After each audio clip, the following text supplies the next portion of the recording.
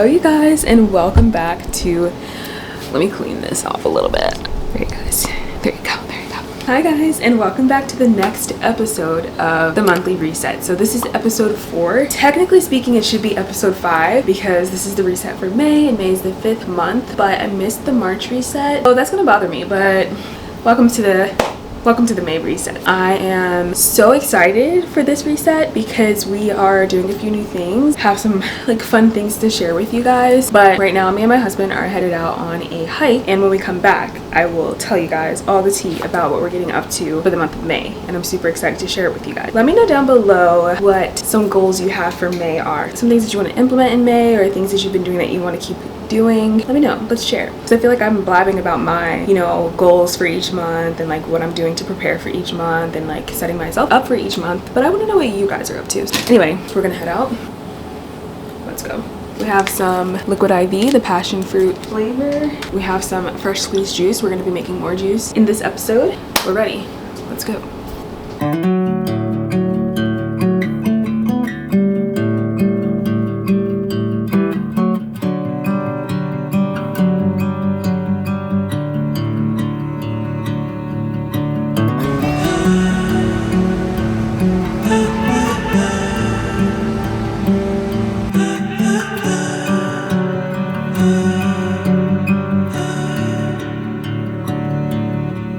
It's the next day. Yesterday we went for a hike. We came home, we were exhausted, and then we proceeded to do all of our Sunday resetting, meal prepping, cleaning, folding laundry, and everything like that. So I never did pick up the camera again. I was on meal prep duty and it became just like a crazy situation. But the part that I did not get to do was the juicing. So that's what we're gonna do right now. I already started cutting up some of the fruit. So we're gonna do some juicing. We're gonna make some juices for the week. Bought a lot of fruits this week and decided to see what we can make with them.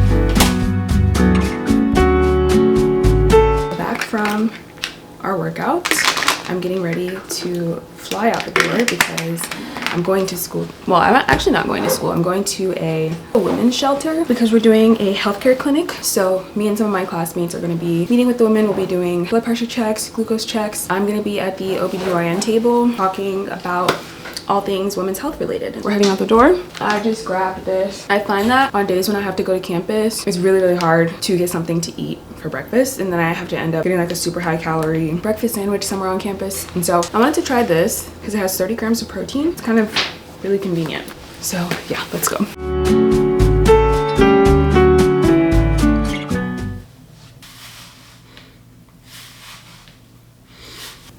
Good morning, you guys. I am getting ready to go do some mat Pilates downstairs because I planned to not go to the gym this morning so that I could do some studying. But I'm gonna be so for real with you guys. Like, I woke up this morning and I just did not want to like get this day started at all. Like, I was not in the mood. I'm still not in the mood. I'm very tired. I have a headache, which is probably stemming from not drinking enough water. And yeah, I'm just tired, and I feel like overwhelmed by everything that's going on in the world right now, and I literally just want to go back to sleep. And I'm just sharing that because I am currently doing 50 hard, or 50 medium really. But I guess what I'm trying to say is, like, even in the midst of like trying to be the best version of myself for myself, I have off days and days where I really don't want to do what I have to do, like today. So I guess the theme of today, unbeknownst to me, is going to be focusing on what I have to do and not focusing on my feelings, not letting my feelings dictate what actually gets done. I guess that's going to be the theme of today. So I'm anticipating that like getting something to eat, getting some water, drinking some coffee, all of those things will help me feel better. So yeah, I'm just gonna go do this Pilates session even though I really don't want to. Even just saying this to the camera is making me feel better, like acknowledging that, okay, I don't feel my best today, but we can push through. And I think I'll feel better at the end of the day if I push through and get through everything. I think we're gonna thug it out today. My ring needs to be charged. But yeah, I don't know if you guys can see, I'm wearing this sports bra from Gymshark. My back really hurts. I did a full day yesterday and it was very back focused. So yeah, that, and then I have on these black leggings from Owner Active. I don't even know if you guys can see these, but that's the fit.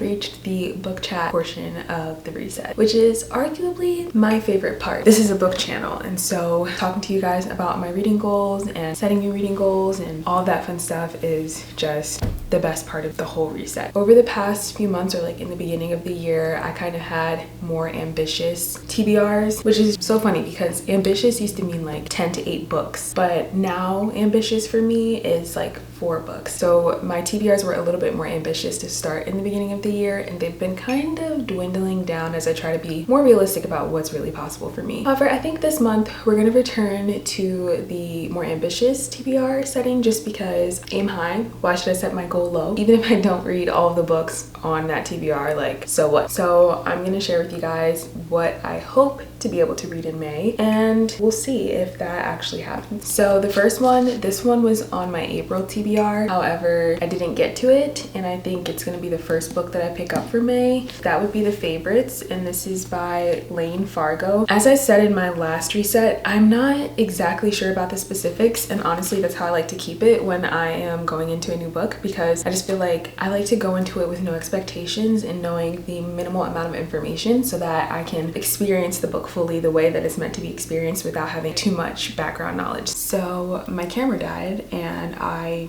don't really remember what we were talking about before we were so rudely interrupted, but I believe we were talking about The Favorites. Like I was just saying that I don't know too much about it, but what I do know is that it's kind of written in an interview format, very similar to Daisy Jones and the Six if you've read that, which was very entertaining. It's about this ice skating pair, this ice skating duo, and I guess there's some lore to them, as you know, there tends to be in these types of things, and so I'm super excited to read it, especially if there's romance involved and then like they have a big blowout. Like I think if that is where this goes, it'll be very interesting. So this will be the next book that I pick up. Additionally, are 2 books that I picked up when I was away in New York that I really want to read. I want to read Not So In Love by Ali Hazelwood as well. I want to read Not So In Love by Ali Hazelwood, firstly because I'm obsessed with her STEM romances, as I say probably every single video, but also because I know that they're just super quick reads, super fun reads and entertaining, and so I think to get closer to my reading goal for the year, it's gonna be like a good idea to pick this up in May to keep the ball rolling. I have this book in my hand. This is a fantasy, and honestly this is a stretch. This would probably be the last thing that I pick up in May if I find that I get through everything else that I want to get through. But this is When the Moon Hatched, and it's a fantasy book. It's by Sarah A. Parker. She's thick.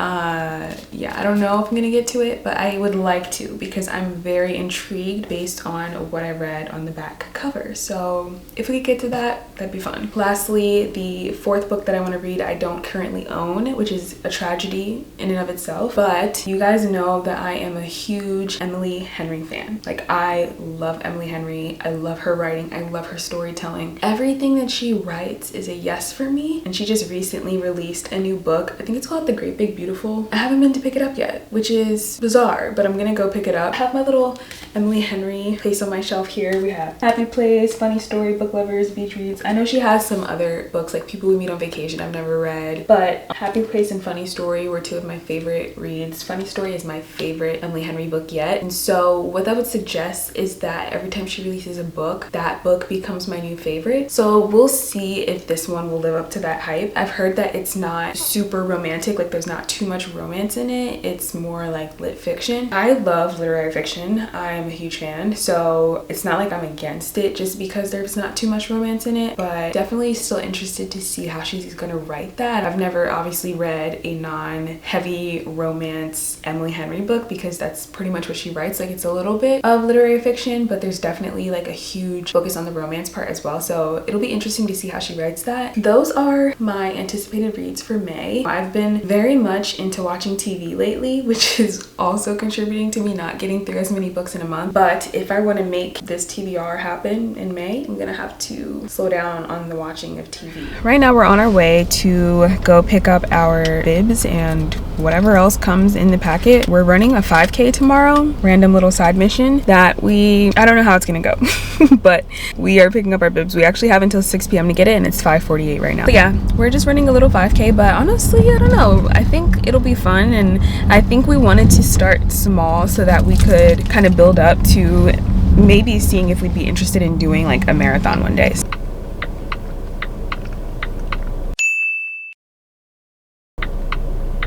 The goods are secured, they're in the back seat, and basically it's our bibs and a t-shirt that came with our signups. It's race day. We're actually already behind schedule. It's 6:13. We're supposed to be at the start line by 6:45. Let me get dressed. I'll show you guys what I'm wearing. So this is the fit. I'm wearing this blue Owner Active sports bra. This is from Amazon. It's like a running shirt and it actually has like thumb holes. And then I'm wearing these spandex shorts from Set Active. Yeah, but it's actually very cold, so I don't know. Hopefully we'll warm up out there and like it won't be bad, but we actually have to go because we're late. So I just want to show you guys that. We're out of here.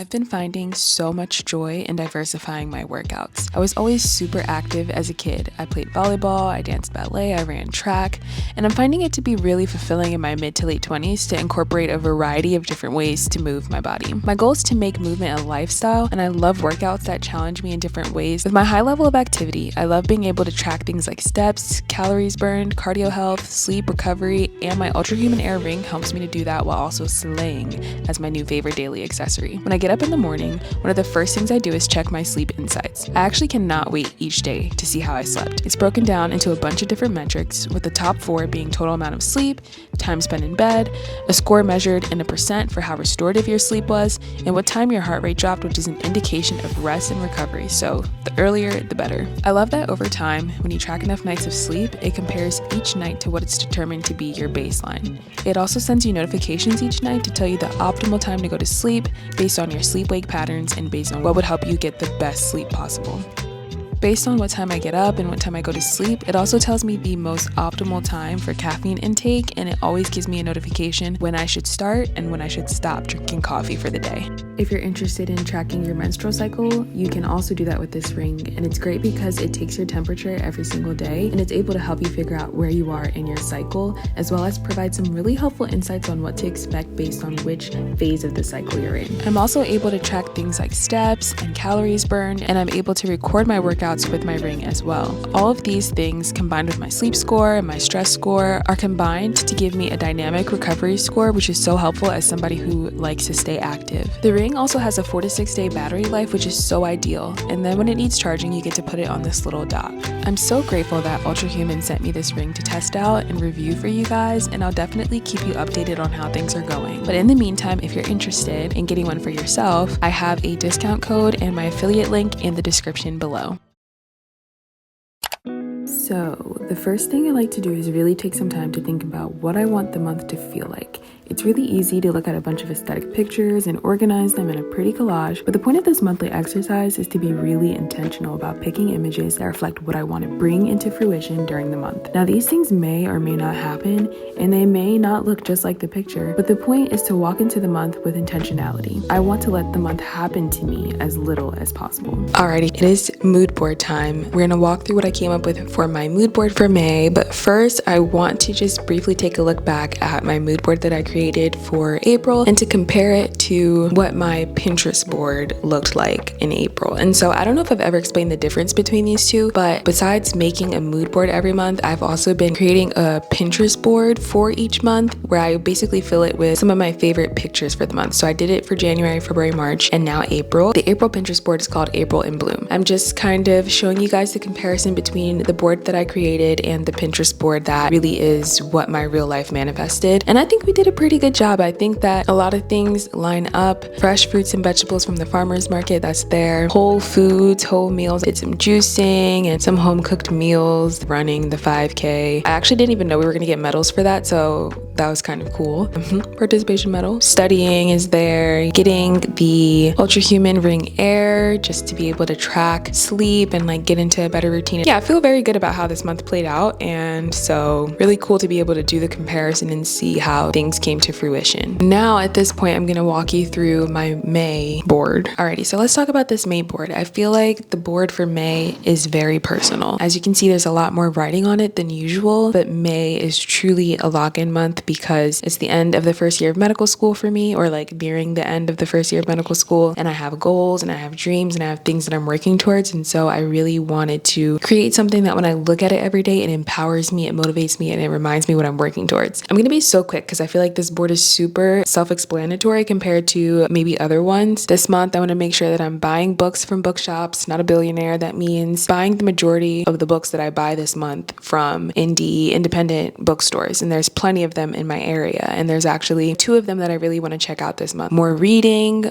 just making time for reading, maybe getting outside of my house and like going to a cafe or something and like doing a little bit of reading. Definitely getting back into lifting a bit more, as well as like the daily 10K steps, because that's like a goal for me right now. Me and Lem are doing 50 hard, and I haven't really talked about it much, and I probably won't because it's just like still early in the process for us, but it's been very difficult, just to say the least. I really liked what this sweatshirt said. It says, "The words you speak become the house you live in," and that's so important. And I want to just make sure that this month I pay a little bit more attention to the way that I speak about basically medical school, because medical school, it's very, very easy to just catastrophize everything. And when people ask you how it's going, like the first thing that pops into your mind is usually something negative, like horrible, it sucks, it's hard. And while those things are very, very true and very valid, I just feel like for me, focusing on the negative does not motivate me or empower me to get the job done. I think it's fine to kind of commiserate for a bit, but then I kind of have to just like take on a different mindset. We have a girl who's just studying. I want to try to study in a different location. I think that sometimes switching up your study location is really good. I feel like right now in this block, studying at home is not as productive for me as it's been prior. Going back to using a planner, I feel like I really thrive with a planner where I'm kind of writing out my goals for the day. I'm very goal driven, and so wanting to get back into using that this month. This little note here, it says, "If you don't stick to what you care about, you'll be stuck with something you don't. Either way, life demands commitment." And I just feel like when I read that, I'm like,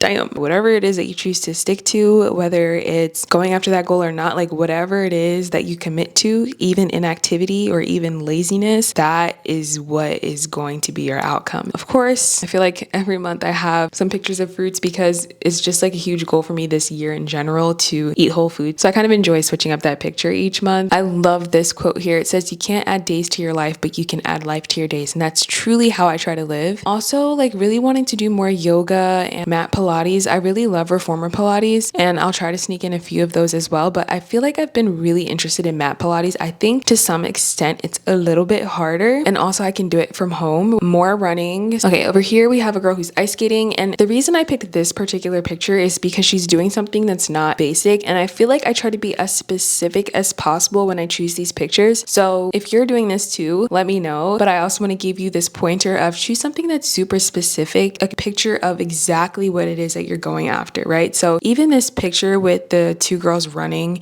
like the thing that I liked about this the most and what made me pick it out of thousands of other pictures like this is that the sun is setting. And so like going on a sunset run or even a sunrise run, like that's something that I'm super excited to do. So I picked this picture of the girl doing this move because yes, like it is definitely a goal of mine to improve my skating, but beyond just improving my skating, I want to improve my flexibility and I want to kind of be more brave on the ice and try things that maybe I've been more afraid of trying in the past. Skating is kind of like ballet is what I'm learning as I'm progressing through the different levels. I want to really make sure that I'm tapping into that part of it too. Over here we have a picture of a Google Calendar block schedule, and that is because I live and die by my Google Calendar block schedule. It's a goal of mine this month to really stay on top of my block schedule and to make sure that I'm updating it each week and like taking all the different crazy things that are happening in my life into account and creating space for them so that I'm not living in a reactive state. And then I love